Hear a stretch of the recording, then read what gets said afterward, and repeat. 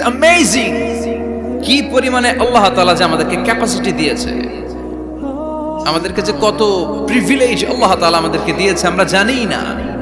আমরা আমাদের দেহে কত শক্তি সম্ভাবনা নিয়ে যে ঘুরে বেড়াই আমরা অনুধাবন করি না। এজন্য সময়গুলোর কাজে লাগাও। কিন্তু আফসোসের সাথে লক্ষ্য করা যাচ্ছে যুবকদের চরিত্রকে ধ্বংস করে দেওয়ার জন্য যে কয়েকটা হাতিয়ার আছে সবগুলো বাংলাদেশে আছে না নাই? ইয়াবা আছে না নাই? ফেন্সিডিল আছে না নাই? হিরোইন আছে না নাই? মারিজুয়ানা আছে না নাই? এই ফেন্সিডিল ইয়াবা আগে শুনতাম ইউনিভার্সিটির ছেলেরা খাইছে, এরপরে নাইমা আসলো কলেজে, এরপরে হাই স্কুলে, এখন প্রাইমারি ছেলেদের হাতেও ইয়াবা ঢুকছে। চিল্লা এখন ঠিক কি না? দেশের যুব সমাজ আজকে কোথায়? পর্নোগ্রাফি, এক একটা মোবাইল এক একটা হিন্দি সিনেমার কারখানা। ইন্ডিয়ান নায়িকাদের কোমর দুলানো ডান্স আছে না নাই? স্মার্টফোন নিয়ে ছেলে স্মার্ট হয়, কিন্তু ঈমান আখলাক চরিত্র সব শেষ। অপরাজনীতি, রাজনীতির নামে মন্দ খারাপ প্রতিহিংসামূলক ছাত্র রাজনীতি, নেতারা এই যুবক ছেলেদেরকে ইউজ করে, ওর বিরুদ্ধে ও মার, তুই ওরে মার, ওনারা থাকে অন্য জায়গায়, আছে না নাই? এভাবে আমাদের দেশের ছেলেদের চরিত্র, তাদের সম্ভাবনাকে আমরা নষ্ট করে দিচ্ছি। যুবক ভাইয়েরা, in the day of judgement, কিয়ামতের কঠিন ময়দানে আল্লাহ তাআলা 7 শ্রেণীর ব্যক্তিকে তার আরশের নিচে ছায়া দিবেন। এর মধ্যে এক শ্রেণী হচ্ছে তোমরা যারা যুবক, শাবুন নাশাআ ফি ইবাদাতিল্লাহ, ওই যুবক যারা তাদের যৌবনে তাদের সময়টা, তাদের দিন, তাদের রাত তারা আল্লাহর ইবাদতে কাটিয়েছে। সুবহানাল্লাহ পড়েন। 7 শ্রেণীর মধ্যে 2টা শ্রেণী হলো যুবক। একটা হলো যৌবন সময়ে যারা আল্লাহর ইবাদতে রাত কাটায়, সময় কাটায়। আর দ্বিতীয় ওই যুবক যে যুবককে কোনো নারী অন্যায় কাজের, অন্যায় প্রেম করার পরকীয়ার অফার দেয়, ওই অফারকে ক্যান্সেল করে ওই যুবক বলে ইন্নী আখাফুল্লাহ, আমি এই পরকীয়ার দিকে যেতে পারি না, কারণ আমার অন্তরে ভয় আছে একজনের, তিনি কে? যাদের হৃদয়ে আছে আল্লাহর ভয় তারা কবু পথ ভুলে যায় না। আল্লাহর প্রেম ছাড়াই দুনিয়ায় কারো কাছে কোনো কিছু চায় না, ঠিক কি না? রাতের আধারে যারা সেজদাতে রয়, দু চোখের স্রোতে নদী যেন বয়। আল্লাহু আকবার। তো তাহাজ্জুদ পড়বে কখন? ফজরই তো পড়তে পারে না, আছে না নাই? রাতের আধারে যারা সেজদাতে রয়, দু চোখের স্রোতে নদী যেন বয়। ছলনার হাতছানি যতই ডাকুক, পেছনে ফিরেও সে তাকায় না। যাদের হৃদয়ে আছে আল্লাহর ভয় তারা কবু পথ ভুলে যায় না। আল্লাহর প্রেম ছাড়াই দুনিয়ায় কারো কাছে কোনো কিছু চায় না। চিল্লায় বলেন ঠিক কিনা?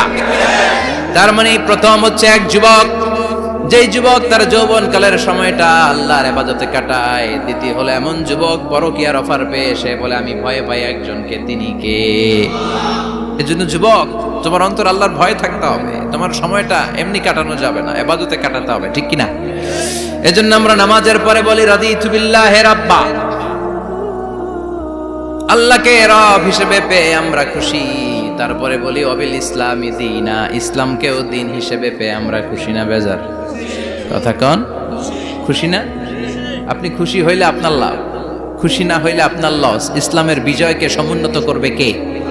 ইসলামের পতাকা পথ পথ করে হোয়াইট হাউসের উপরেও একদিন ঝুলবে। চিল্লায় বলেন ঠিক কিনা? আল্লাহ বলেন খবরদার, ফু দিয়ে ইসলামের বাতি তোরা নিভাতে পারবি না। ইউরিদুনা লিউতফিউ নূরাল্লাহি বিআফওয়াহিহিম ওয়াল্লাহু মুতিম্মু নূরিহি ওয়ালাউ কারিহাল কাফিরুন। ইসলাম বিরোধীরা চায় মুখের ফুৎকারে ইসলামের বাতিকে নিভিয়ে দিতে। আল্লাহ বলে খবরদার, ষড়যন্ত্র করে লাভ নাই, ইসলামের বিজয় আমি নিশ্চিত করে দেব। স্যামুয়েল হ্যান্টিংটন একটা বই লিখেছে, দ্য ক্লাশেস অফ সিভিলাইজেশন। ওই বইতে তিনি বলেছেন এই যে সভ্যতার সংঘাত, এত সভ্যতা, চায়না সভ্যতা, আর্য সভ্যতা, বৈদিক সভ্যতা, সিন্ধু সভ্যতা, মহেঞ্জোদারো সভ্যতা, ইরাকীয় সভ্যতা, মিশরীয় সভ্যতা, একটা একটার পর একটা সভ্যতা পৃথিবীতে এসেছে, একটার পর একটা সুপার পাওয়ার। এখন সুপার পাওয়ার হচ্ছে ইউনাইটেড স্টেটস অফ আমেরিকা, ধারণা করা হচ্ছে এরপরে চায়না হবে সুপার পাওয়ার, আবার অনেকে বলছে এরপরে ইন্ডিয়া হবে সুপার পাওয়ার। এভাবে একটার পর একটা সুপার পাওয়ার যাওয়ার পরে সর্বশেষ যে সুপার পাওয়ারটা পৃথিবীর বুকে মাথা উঁচু করে দাঁড়িয়ে থাকবে সেটার নাম হচ্ছে ইসলাম। সেটার নাম কি? তার নমুনা গোটা বিশ্বব্যাপী আছে না নাই? ইসলামকে যত দমাইতে চায় এটা আরো উপরের দিকে ওঠে। সুবহানাল্লাহ কইবেন না? ইসলামের বৈশিষ্ট্য হচ্ছে চারা বীজের মতো। চারা বীজ তো আপনারা চিনবেন, নিমসারের মানুষ। বীজ, ইসলাম হচ্ছে বীজের মতো। ইসলামের শত্রুরা ইসলামকে মাটিতে গেড়ে দিতে চায়, কিন্তু ইসলাম হচ্ছে বীজের মতো, চারা বীজ। চারা বীজ মাটিতে গেড়ে দিলে কি হয়? কথা কন, আর গজিয়ে ওঠে, মাটি ফেড়ে উপরের দিকে উঠে চিৎকার করে বলেন ঠিক কি না? ইসলাম হচ্ছে টিউবের মতো। টিউব, পুকুরে যারা নতুন সাঁতার কাটতে যায় ডুবে যাতে মারা না যায়, টিউব নিয়ে সাগরের মধ্যে নামে। এই টিউবকে যত আপনি পানির নিচে ডুবাতে চাইবেন, টিউব আর উপরের দিকে ভেসে ভেসে ওঠে। সুবহানাল্লাহ পড়েন। ইসলামটা তো ওরা চিনে নাই। ইসলাম হচ্ছে চারা বীজের মতো, ইসলাম হচ্ছে টায়ারে টিউবের মতো। এটারে যতই নিচের দিকে নামাইতে যায়, এটার বৈশিষ্ট্য হচ্ছে এটার ধাক্কা মারলে এটার উপরের দিকে ওঠে। সুবহানাল্লাহ কইবেন না? গোটা বিশ্বব্যাপী আজকে ইসলামের গণজোয়ার, হাজার হাজার লোক কালিমা পড়ে মুসলমান হচ্ছে। গত কিছুদিন আগে আফ্রিকাতে এক লোক এক গ্রামের কয়েক হাজার মানুষকে এক ময়দানে দাঁড় করিয়ে একসাথে শাহাদাতের বাণী পাঠ করিয়ে মুসলমান বানায় ফেলছে। এই আফ্রিকার বুকে এতদিন আমেরিকার কাজ ছিল, এটারে বলে Tansir, Christian missionary. Lakh lakh dollar দিয়ে আফ্রিকার দেশগুলোর মধ্যে গরিব গরিব মুসলমানগুলোরে তারা নাসারা বানাতো। এই বিষয়টা যখন মুসলিম স্কলারদের নজরে এলো, এখন গোটা বিশ্বের সব মুসলিম স্কলাররা আফ্রিকায় যে ইসলামের দাওয়াতকে প্রচার করে দিচ্ছে। গ্রামকে গ্রাম খ্রিস্টান সম্প্রদায় লা ইলাহা ইল্লাল্লাহ মুহাম্মাদুর। ঝিনুকের ভেতর লুকিয়ে থাকে যেমন মতি, ঝিনুকের ভেতর লুকিয়ে থাকে যেমন মতি, কলমা শাহাদাতে আছে আল্লাহর জ্যোতি, কলমা শাহাদাতে আছে আল্লাহর জ্যোতি। পড়েন সবাই। ঝিনুকের ভেতর লুকিয়ে থাকে যেমন মতি, ঝিনুকের ভেতর লুকিয়ে থাকে যেমন মতি, কলমা শাহাদাতে আছে আল্লাহর জ্যোতি, কলমা শাহাদাতে আছে আল্লাহর জ্যোতি। ঠিক কি না? এই জ্যোতি যদি একবার কারো হৃদয়ের মধ্যে স্থান করে নেয়, এই নুরানি আলোর ছোটা যদি কারো হৃদয়ের মধ্যে জায়গা দখল করে নেয়, পৃথিবীর কোনো মতাদর্শ তার অন্তরের মধ্যে আর থাকতে পারে। গ্রামকে গ্রাম আফ্রিকাতে এখন কালিমা পড়ে পড়ে মানুষ মুসলমান হয়ে যাচ্ছে। সুবহানাল্লাহ পড়েন। একদিন আমেরিকার হোয়াইট হাউসের উপরেও কালিমার লা ইলাহা ইল্লাল্লাহর পতাকা পতপত করে উড়বে। চিল্লায় বলেন ঠিক কি না? এজন্য আমরা বলি ওয়াবিল ইসলামি দীনা, ইসলামকে ধর্ম হিসেবে পেয়ে আমরা খুশি না বেজার?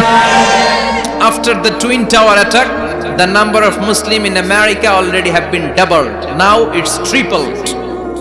টুইন টাওয়ার অ্যাটাকের আগে আমেরিকা যত মুসলমান ছিল, এটা গত কয়েক বছর ধরে ছিল ডবল, এখন এটা ট্রিপল হয়ে গেছে। মানে টুইন টাওয়ার অ্যাটাকের আগে আমেরিকায় মুসলমানের সংখ্যা যা ছিল, এখন এটা 3 গুণ বাড়ছে। ইউরোপ, আমেরিকাতে মসজিদের সংখ্যা বাড়ছে, দাওয়াতি কাজের সংখ্যা বাড়ছে।